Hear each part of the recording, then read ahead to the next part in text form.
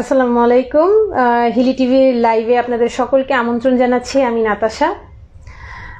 দর্শক মণ্ডলী, আজ আমরা উপস্থিত হয়েছি বিশিষ্ট সাংবাদিক, কলামিস্ট ও ৮০ দশকে স্বৈরাচার বিরোধী আন্দোলনের ছাত্রনেতা লন্ডন থেকে প্রকাশিত সংবাদপত্র বাংলা কণ্ঠের সম্পাদক ও সিলেট বিভাগীয় প্রেস ক্লাবের প্রধান উপদেষ্টা জনাব সৈয়দ মোশতাক আহমেদ সাহেবের বাসভবনে। তো আমাদের হিলি টিভি সবসময় আয়োজন থাকে একজন বিশিষ্ট ব্যক্তির সাথে তার কথোপকথন এবং মতামত আপনাদের কাছে পৌঁছে দেওয়া।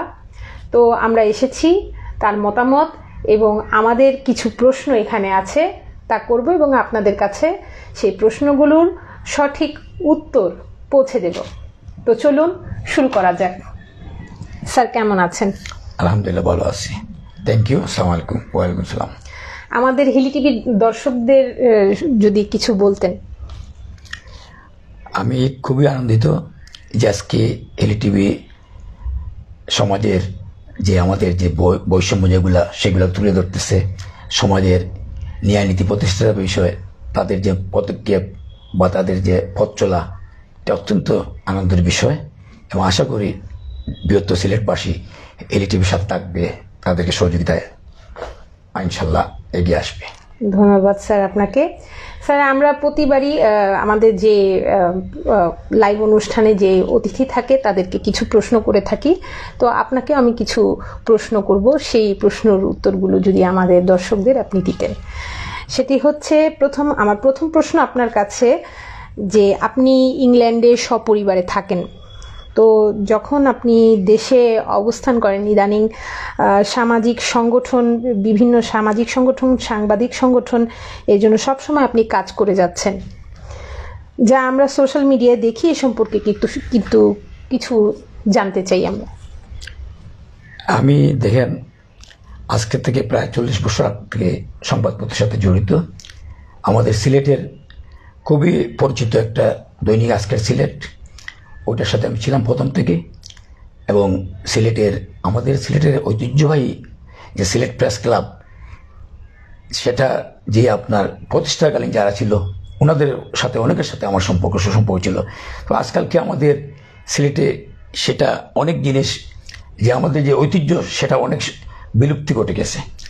তারপরে আসার পর আমি দেখার পরে আমি আবার আমার সেই অতীতের চিন্তাধারা নিয়ে চাইতেছি যে আমাদের নতুন প্রজন্ম যারা আছে, যারা কাজ করতেছে ভালো করার জন্য, কিন্তু ওরা অনেক সবার কাছ থেকে সব ধরনের সহযোগিতা ওরা পাচ্ছে না, বা সহযোগিতা না পাওয়ার দরুন আমি ওনাদের সবাইকে বলছি, আসেন আমরা যেভাবে যৌথভাবে সিলেটের জন্য এবং সিলেটের মানুষের কল্যাণে স্বার্থে কিছু করতে পারে কিনা। সেজন্য ইদানিং প্রত্যেকটা মিডিয়ার সাথে কথা হচ্ছে।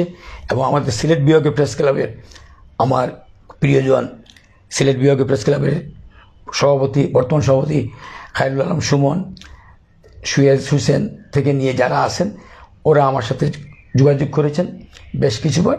তারপরে ওনারাই আমাকে মনোনীত করেছেন যে প্রেস ক্লাবটা কীভাবে, বিভাগীয় প্রেস ক্লাবটা বৃহত্তর সিলেটকে নিয়ে কাজ করতে পারে। সেজন্য আমাকে ওনারা, সেটা আল্লাহর হুকুম, আমাকে ওনারা প্রধান উপদেষ্টার দায়িত্ব দিয়েছেন। এবং আমার দায়িত্ব নেওয়ার পর থেকে আমরা প্রায় প্রতিদিন চেষ্টা করতেছি যে বৃহত্তর সিলেটের 4টা জেলা, হবিগঞ্জ, সুনামগঞ্জ, মৌলভীবাজার এবং সিলেটকে নিয়ে কীভাবে আমরা মানুষের কল্যাণে এবং বিগত দিনের এই সিলেট যে আমরা মিডিয়ার ক্ষেত্রে বলেন, বাস্তবিক ক্ষেত্রে মিডিয়ার যে আমরা অনেক পিছিয়ে গেছি। আমাদের এই সিলেটের যে অতীতের মিডিয়ার যে কাজকর্ম, আমি শ্রদ্ধা স্মরণ করতে যাচ্ছি আমাদের প্রবীণ সাংবাদিক আমির রশিদ চৌধুরী, ইকবাল চৌধুরী, আপনার হারুনুজ্জামান চৌধুরী সহ নিয়ে অনেক, মোস্তাফিজুর নূর সহ, তাদেরকে আমি শ্রদ্ধা জানাই। এরা অনেক কাজ করছে আমাদের জন্য। কিন্তু ইদানিং আমরা জানি না, আমাদের নিজেদের মধ্যে স্বার্থের জন্য আমরা ডিভাইডেড।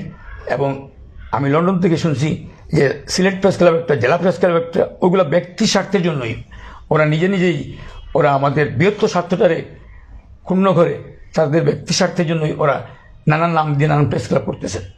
তাই সেজন্য আমার উদ্দেশ্য এবং আমার চিন্তাধারা, আর আজকের যে প্রজন্মগুলা অত্যন্ত সঠিক এবং ওরা দক্ষ মেধাবী, এদেরকে নিয়ে আমরা যেন যৌথভাবে একক যে বৃহত্তর সিলেটকে নিয়ে আমরা কিছু করতে পারি, সেটাই চিন্তাধারা। এবং সবাই দোয়া করবেন, সহযোগিতা করবেন। ধন্যবাদ স্যার আপনাকে।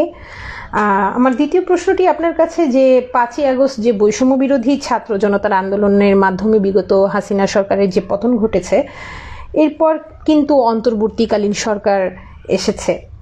এই সরকার আসার পর থেকে আজ পর্যন্ত আপনার জানা মতে তারা দেশের কি কি করতে এখন পর্যন্ত সফল হয়েছে? ধন্যবাদ। দেখেন, 2009 এই আওয়ামী লীগ সরকার মহাজোট গঠন করেছে, মহাজোট সরকার গঠন হয়েছিল। তখন থেকে আমরা বলেছি যে আপনারা জনগণের কাজ করেন, আপনি রাষ্ট্রের প্রধানমন্ত্রী, আপনার দলীয় প্রধানমন্ত্রী না। এই প্রসঙ্গে আমি বারবার আমার ফেসবুকে আছে, আমি বলছি জাতীয় সরকার করার জন্য। ইভেন 5 আগস্টের পূর্বে আমি সরাসরি আমার লিখিত ফেসবুকে আছে যে এটা ভয়াবহ বৈষম্য ছাত্র আন্দোলন, যেটা আপনি দয়া করে একটা জাতীয় সরকার গঠন করেন, সব সমাধান হয়ে যেত। কিন্তু ওনাদের যে অতীতের যে কার্যকলাপ, সেই কার্যকলাপ আজকে আমরা পরিষ্কার হচ্ছে এটা 5 তারিখ পর থেকে, যে এত চূড়ান্তভাবে কোনো রাষ্ট্র বা কোনো রাষ্ট্রপ্রধান এই ধরনের দুর্নীতির সাথে সম্পৃক্ততা আছে আমার জানা নেই। কারণ একটা রাষ্ট্রের আমি প্রায় 40-45 বছর থেকে রাজনীতির সাথে জড়িত আমি, বাট আমরা চাই সে সবাই রাজনীতি করবে যারা রাজনীতি মাঠে আছে, কিন্তু যারা তার ব্যক্তি স্বার্থের জন্য রাজনীতি করতে চায় আমরা তাদেরকে ঘৃণা করি। ব্যক্তি স্বার্থের জন্য আমরা সমাজের জন্য, জাতির জন্য যারা কাজ করবে তাদেরকে ওয়েলকাম করব। আর সেই মতামত নিয়ে আমি এবং আমার সাথে যারা আছে, বেশ পরিচিত ভালো মহল যারা আছে, সিলেটের জন্য অনেক কাজ করতে চায়, দেশের জন্য অনেক কাজ করতে চায়, কিন্তু নানান ধরনের প্রতিবন্ধকতার জন্য ওরা আসতে পারে নাই। কারণ আপনার স্বৈরতন্ত্র, গণতন্ত্র নেই, গণতন্ত্রের অভাব, তারপরে আপনার মাফিয়াতন্ত্র, দুর্নীতিবাজ, সেজন্য ভালো লোক আসতে পারে না, ভালো লোক কাজ করতে পারে না। তো 5 তারিখের পরে এইটা প্রমাণ হয়েছে যে এখন ভালো লোকে কাজ করতে পারবে, ভালো লোকের অবস্থান আছে। কিন্তু তারপরেও আপনার স্বৈরাচারের দূষণ এখন সর্বক্ষেত্রে। তাই এখনও এই সরকারটা উচিত ছিল, এটা কোনো দলীয় ফোরামে সরকার গঠন হয় নাই, এটা জাতি ছাত্র জনতার বিপ্লবের মধ্যে সরকারটা, তো এটা বিপ্লবী সরকার হওয়া উচিত ছিল।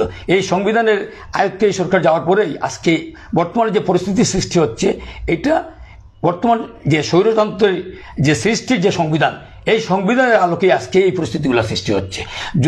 যদি এরা জাতীয় বিপ্লবী সরকার গঠন করতো, তাহলে আজকে এই স্বৈরতন্ত্রের যাত্রাগুলো ওরা থাকতো না। ওরা সাধারণত যেভাবে বিপ্লব, এই যে আমার প্রায় 2000 ছাত্র জনতা হত্যা হয়েছে, প্রায় 22,000 থেকে 23,000 লোক পঙ্গু, সারা জীবনের জন্য পঙ্গুবরণ করেছে, এটা ইতিহাসে নেই। এবং আমি মনে করি কোনো স্বৈরাচারী বা আর্মি গভর্নমেন্ট যারা ক্ষমতা দখল করছে, এদের দেশে এই ধরনের আপনার হত্যা হয় নাই। যে গণতন্ত্রের নাম দিয়ে বিগত সরকার যেটা করেছে, এটা কোনো দেশের সরকার করতে পারে না, দেশের জনগণের বিরুদ্ধে এসব করতে পারে না। বিন দেশে বা কোনো ধরনের যুদ্ধ ক্ষেত্রে সেটা হতে পারে, যেটা আজকে ইসরায়েলে করতেছে। আমি মনে করি যে ইসরায়েল যেটা আজকে ফিলিস্তিনে করতেছে, ঠিক বিগত সরকার বাংলাদেশের জনগণের বিরুদ্ধে ইসরায়েলের মতো এই ব্যবস্থা করেছে, এই হত্যা করেছে। আমি এটা নিন্দা জানাই। এবং এদের আমি মনে করি যে রাজনৈতিক যারা গণহত্যার সাথে জড়িত, যারা গণতন্ত্রকে বিভ্রস্ত করেছে, যারা রাষ্ট্র কাঠামো ধ্বংস করেছে, তাদের কোনোভাবেই রাজনৈতিক কোনো বাংলাদেশে অস্তিত্ব থাকা সঠিক নয়। ধন্যবাদ। ধন্যবাদ স্যার আপনাকে। এখন আমি আপনার বিষয় আরও জানতে পেরেছি যে আপনি সরকারি এবং বেসরকারি চাকরির বেলায় আপনি অনেক সহযোগিতা করে থাকেন। এর মধ্যে আপনি মেধাবীদের জন্য ভর্তির বেলায় আপনার যে অবদান, সেটা কিন্তু অনেক অনস্বীকার্য। তো এ বিষয়ে যদি আমাদেরকে কিছু বলতেন, আমাদের দর্শকদের যদি জানাতেন। জি, আমি তো একটা অংশ আমি এখানে আপনার সাথে অংশগ্রহণ করতে যাচ্ছি যে এই সরকার বিগত 15-16 বছরের যে ধ্বংসের মধ্যে আসছে এবং ওরা নন পলিটিক্যাল এই সরকারটা। জি। তারপরেও আমরা 16-17 বছর 18 বছর অপেক্ষা করতে পারছি, কিন্তু কেন যে আমাদের তাড়াহুড়া হয়ে গেছে যে সংস্কার লাগবে না, এইসব লাগবে না, ইলেকশন চাচ্ছি আমরা। হ্যাঁ, ইলেকশন তো আমাদের চাই, সবাই চায়, গণতন্ত্র সবাই চায়, সবাই প্রথম দাবি গণতন্ত্র। কিন্তু রাজনৈতিক সরকার আমি জানি না কতটুকু পারবে বাস্তবায়ন করতে সবগুলা, কারণ রাজনৈতিক সরকার নানান ধরনের প্রবলেম থাকে, আর রাজনৈতিক সরকার দ্বারা কিন্তু সম্ভব হয় না। এরা নন পলিটিক্যাল সরকার, এরা অনেক কাজ করতেছে ভালো। এই গত 3 মাসে যা কাজগুলো করেছে, ব্যাংকের আজকে এই 3 মাসে আমাদের ব্যাংকের অস্তিত্ব থাকতো না যদি এই সরকার না আসতো। আজকে এই সরকার মোটামুটি ব্যাংকের অস্তিত্বগুলো নিয়ে আসতেছে, আবার পুনর্বহাল করতেছে। তারপরে আপনার কাঠামোগত দেখেন যে সংস্কার কমিটিগুলো করেছে, এগুলো ধন্যবাদযোগ্য। আমি না, সবাই দিচ্ছে, সর্বদলীয় এরা ধন্যবাদ দিচ্ছে। তাই আমার চিন্তাধারা যে ইয়েস, আমাদের মঙ্গলের জন্য, আগামী রাজনৈতিক সরকারের মঙ্গলের জন্য, দেশ জাতির স্বার্থের জন্য এই সরকার যেন পরিপূর্ণ সার্বিক সংস্কারটা করতে পারে প্রত্যেক ক্ষেত্রে, এই আমি আশা ব্যক্ত করি। এবং আমার এই আশাও আছে যে আমাদের স্বার্থে, রাজনীতিবিদদের স্বার্থে, রাজনৈতিক দলগুলোর স্বার্থে এদেরকে সহযোগিতা করা একান্ত কাম্য। না, আমি আমার প্রশ্নটা ছিল যে মেধাবীদের ভোটের বিষয়ে। মেধাবীদের বেলায় দেখেন, আমি বাইরে থাকি বা মিডিয়ার সাথে বাইরে আছি, এই দেশের সবার সাথে যোগাযোগ আছে, ভালো মন্দ সবার সাথে শেয়ার করি। তো আমি আসছি, অনেক সময় অনেকে জিজ্ঞাসা করতেছে যে আমাদের প্রত্যেকটা সরকারি মেধারগুলো আপনি চান্স পাবেন সরকারিগুলাতে, এবং প্রাইভেটে প্রত্যেকটা প্রাইভেট মেডিকেল কলেজ বলেন, নর্মাল কলেজ বলেন, ইউনিভার্সিটি বলেন, মেধার তালিকা একটা আছে। 5 জন হোক, 2 জন হোক, 7 জন হোক, 8 জন হোক, 9 জন হোক, একটা তালিকা আছে। কিন্তু এইগুলা আমাদের যে নিরীহ সৎ ভালো অফিসার, তার মেয়ে ছেলে পাবে ওইটা। কিন্তু যখন সরকারি এখানে চান্স পায় নাই, ফ্রি, তো মেধার তালিকা হলে সে 20 লক্ষ 22 লক্ষ টাকা লাগবে না তার মেডিকেলে ভর্তি হইতে। এখানে মিনিমাম 12,000 বা 15,000 টাকা খরচ যাবে ভর্তি হইতে মেডিকেলে, যদি মেধার তালিকায় সে পায় যায় সিটটা। তো একজনে পারতেছে, একজন সৎ বাবা তার মিনিমাম পয়সা দিয়ে তার মেয়েকে বা ছেলেকে ভর্তি করতে পারে মেডিকেল কলেজে। তো সেটা আমার জানার পরে আমি জিজ্ঞেস করছি 2-1টা জায়গায়, এখানে অনেক অবদান আছে। আপনার উমেশ মেডিকেলের যে ওয়ালিউর তসরুদ্দিন সাহেব, সে অনেক হেল্প করেছে আমাকে। তারপর x principal doctor Rezaul Karim Chowdhury, ওদের অনেক অবদান আছে। ইভেন রাগিব আলী সাহেবকে আমি ফোন দিয়েছি, উনি আমাকে বলছে হেল্প করবে। তো ওনাদের সহযোগিতায় আমি চেষ্টা করেছি এবং আমি সাকসেসফুল হয়েছি। যেটা আপনার এই মেধার তালিকায় যে 5টা, প্রত্যেকটা মেডিকেলের যে 5টা, ওইখানে একটা টিম আছে। এখানে জেলা প্রশাসনিক কর্মকর্তা, মেডিকেল কলেজের যারা বোর্ড আছে, চেয়ারম্যান সহ এরা অংশগ্রহণ করে, আর এরা সিলেক্ট করে এরা। কিন্তু অতীতে জানি না, আমাদের বৃহত্তর সিলেটে মনে হয় বা দেশের অনেকে জানে না যে এই মেডিকেলগুলোতে 5টা সিট আছে বা 7টা সিট আছে, এরা ফ্রি পাবে মিনিমাম পয়সা দিয়ে। কিন্তু আমি সবাইকে বলি যে আসেন, চেষ্টা করেন এগুলাতে। এবং এইগুলা তৎকালীন সময় জানি না, সম্ভবত যারা রাজনীতিবিদ ছিলেন, এদের নানান ধরনের কুচক্রের জন্য ওইটা আমাদের সাধারণ সমাজের যারা পাওয়ার, এরা পায় নাই, ওটা নানান ধরনের ইনভলভ হয়ে গেছিল। আর আমার জানার মতে একদম অল্প পয়সায় এখানে আমি 2-1 জনকে ভর্তি করতে পারছি। ধন্যবাদ স্যার আপনাকে আমাদের সাথে থাকার জন্য, এবং আমাদের যারা লাইভ দেখছেন তারা আমাদের লাইভটি আরো ধৈর্য সহকারে এবং মনোযোগ সহকারে আমাদের লাইভটি দেখবেন। আমি স্যারকে আরো কিছু প্রশ্ন করব এবং লাইভ চালিয়ে যাব। আপনাদের মতামত আমাদের শুধুমাত্র লাইভ দেখলেই চলবে না, দেশের ভিতরে এবং বাহিরে যারা দেখছেন আমাদের লাইভে, আমাদের কমেন্ট সেকশনে আপনাদের জন্য কমেন্ট ওপেন আছে, আপনারা কমেন্ট করতে পারেন চাইলে।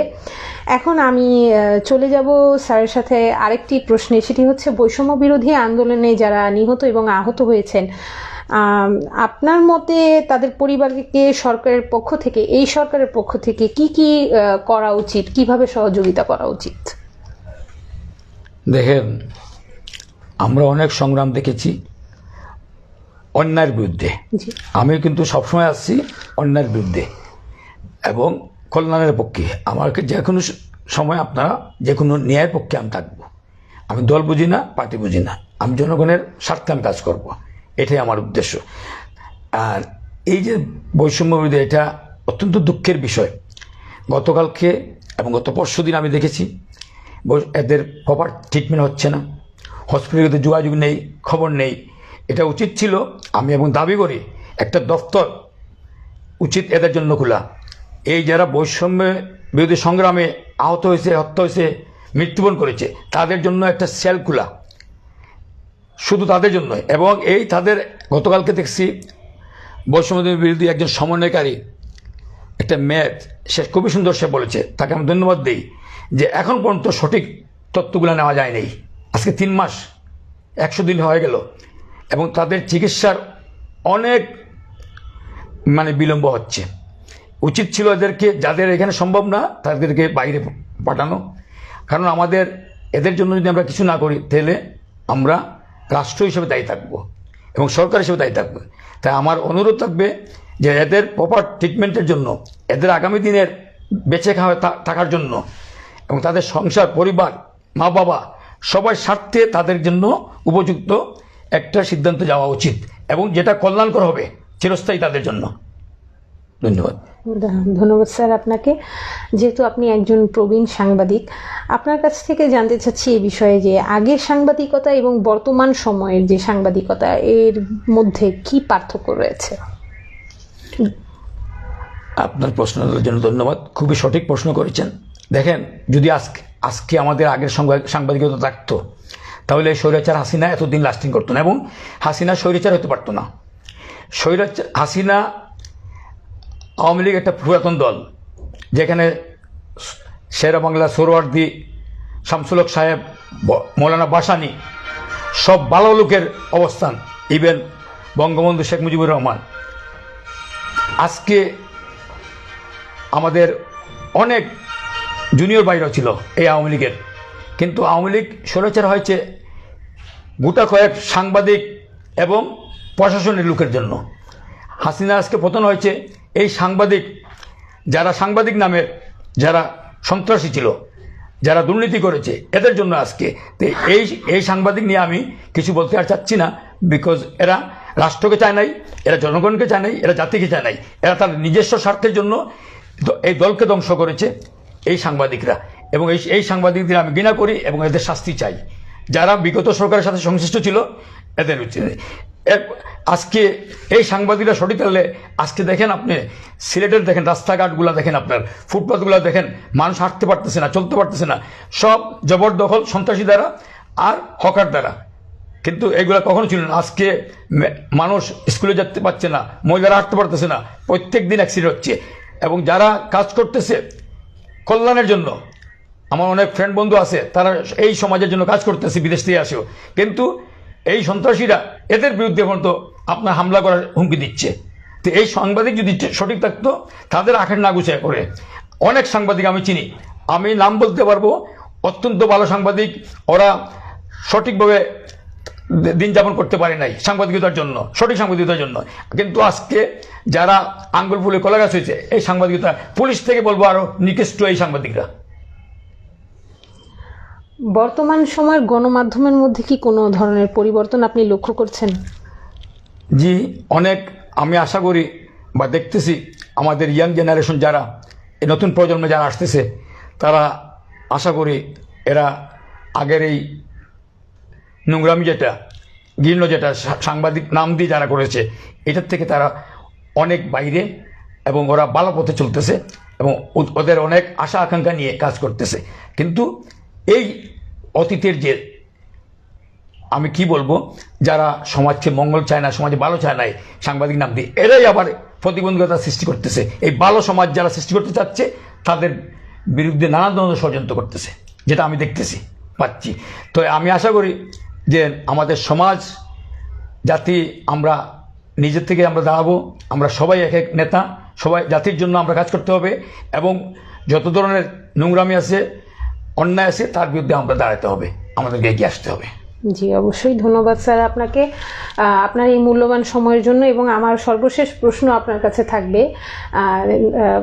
যারা দর্শক আমাদের আছেন তারা, আমি জানি আমাদের এই লাইভটি আজকে অনেক দীর্ঘায়িত একটি লাইভ হয়ে গিয়েছে, তো আপনারা কোনো দুশ্চিন্তা করবেন না, আমি কিছুক্ষণের মধ্যেই আমার লাইভের কার্যক্রম শেষ করে দিব। তো স্যার আমার লাস্ট প্রশ্ন আপনার কাছে, যে এটাই হচ্ছে আমাদের আজকের এই মূল আলোচনার শেষ প্রশ্ন, যে সিলেট বিভাগীয় প্রেস ক্লাবের প্রধান উপদেষ্টা আপনি, আমরা সোশ্যাল মিডিয়ায় এবং পত্রপত্রিকায় দেখেছি ইদানিং সিলেট বিভাগীয় প্রেস ক্লাবের সম্পর্কে আপনার বর্তমান কার্যক্রমগুলো যদি বলতেন আমাদেরকে। দেখেন, সিলেট বিভাগীয় প্রেস ক্লাব যখন আমাদের জেলা প্রেস ক্লাব বলেন, এমনি প্রেস ক্লাব বলেন, নানান প্রেস ক্লাব বলেন, ওরা যে আমাদের সঠিকভাবে যে আমাদের যে আগামী প্রজন্মকে সৃষ্টি করবে এই ধরনের কাজ আমার ব্যক্তিগত আমি দেখি নাই বা পাচ্ছি না। যেটা ট্রেনিং আছে, নানান সুযোগ সুবিধা আছে, এগুলো কিছুই নেই। শুধু 2-4 জন, 5 জন, 7 জন, 10 জন এককভাবে তাদের গোষ্ঠী পর্যায়ে নিয়ে গেছে এই ক্লাবগুলা, ঐতিহাসিক ক্লাবগুলা। এর মধ্যে আমি দেখছি যে এটার বাইরে বিভাগীয় প্রেস ক্লাব তার উদ্যোগে সে প্রত্যেকটা জেলা পর্যায়ে কমিউনিকেশন করতেছে, যোগাযোগ করতেছে, এবং কিভাবে নতুন প্রজন্মকে সৃষ্টি করতে পারে মিডিয়াতে কাজ করার জন্য, সেই উদ্যোগকে আমি অত্যন্ত মঙ্গলজনক মনে করি। এবং আমি আশা রাখি যে আমাকে যখন ওরা মিনিমাম একটা দায়িত্ব দিয়েছে, আমি সবাইকে নিয়ে আমার আশা থাকবে যে আমাদের বৃহত্তর সিলেটের যে যেখানে আছেন সবাই আসবেন, যেভাবে আমরা আগামী প্রজন্মকে সঠিক একটা অবস্থায় নিয়ে যেতে পারি। এবং মিডিয়া, সিলেট যেমন মিডিয়ার যে ইদানিকালের যে আপনার যেটা কমতি আছে সেটা যেন আমরা পরিপূর্ণ করতে পারি এই বিভাগীয় প্রেস ক্লাবের মাধ্যমে, এবং সবাই এগিয়ে আসবেন, বিভাগীয় প্রেস ক্লাবে সাহায্য করবেন। আর আমার সবার আজকে যারা দেখতেছেন সবার প্রতি আমার সালাম, দোয়া, ভালোবাসা আমার জন্য, এবং এই বিভাগীয় প্রেস ক্লাব সহ আমার বৃহত্তর সিলেট সহ সারা বাংলাদেশের মানুষের জন্য দোয়া করবেন। আর এই সরকার যেন আগামী 2 বছর হোক আর 3 বছর হোক যেভাবে আমাদেরকে একটা সিস্টেমে নিয়ে আসতে পারে, এর মধ্যে আমরা যেন একটা জাতীয় ইলেকশনের মাধ্যমে নির্বাচিত সরকার যেন পাই। ধন্যবাদ স্যার, আপনাকে অনেক অনেক ধন্যবাদ যে আমরা জানি, আপনাদের বলে দিচ্ছি লাইভে স্যার কিন্তু অসুস্থ, তবুও তিনি আমাদের সাথে আমাদের এই আলোচনায়, লাইভ আলোচনায় আমাদের সাথে যুক্ত হয়েছেন। তো আপনাদের সকলকে আমি আপনাদের সকলের দীর্ঘায়ু এবং সুস্থতা কামনা করে আমি এখনের মতো বিদায় নিচ্ছি। আপনারা সবাই ভালো থাকবেন। আল্লাহ হাফেজ।